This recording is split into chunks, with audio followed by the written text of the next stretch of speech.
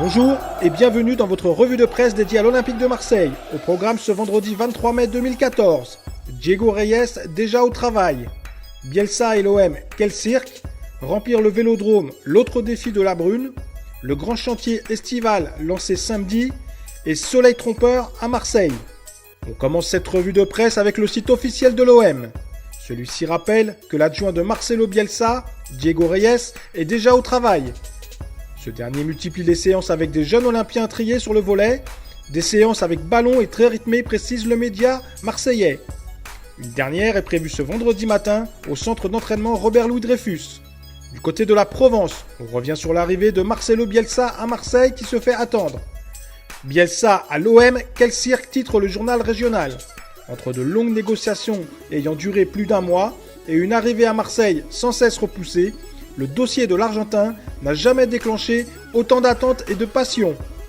Sur le site internet du magazine But, on rappelle que le nouveau stade Vélodrome, qui sera livré cet été, va devoir faire le plein pour être rentabilisé. Ce sera l'un des gros objectifs de la saison à venir pour la direction du club marseillais. Vincent Labrune en tête compte sur l'effet Marcelo Bielsa pour remplir le stade, mais aussi sur des tarifs d'abonnement attractifs. L'abonnement le moins cher, 190 € et 100 € plus bas que la saison dernière. Le 10 Sport, lui, préfère revenir sur l'annonce de l'arrivée de Marcelo Bielsa. Le grand chantier estival lancé samedi, titre le magazine. Ce dernier promet du pain sur la planche pour le technicien argentin qui va devoir finaliser la composition de son staff technique, mais aussi le départ de quelques cadres ainsi que l'arrivée de certains joueurs. De grosses réunions en perspective avec le président Labrune sont à prévoir au siège du club dans les prochains jours. On termine cette revue de presse avec la Marseillaise. Une semaine pratiquement après la fin de la saison, le journal provençal dresse un bilan de l'année olympienne avec ses tops et ses flops. Côté positif, André-Pierre Gignac a les honneurs du média et côté négatif, Dimitri Payet est en tête de liste.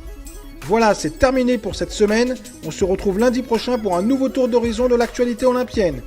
En attendant, retrouvez toutes les infos sur l'OM sur notre site internet footmarseille.com, regardez nos vidéos sur Dailymotion et partagez votre passion sur nos comptes Facebook et Twitter. Bon week-end à tous et allez l'OM!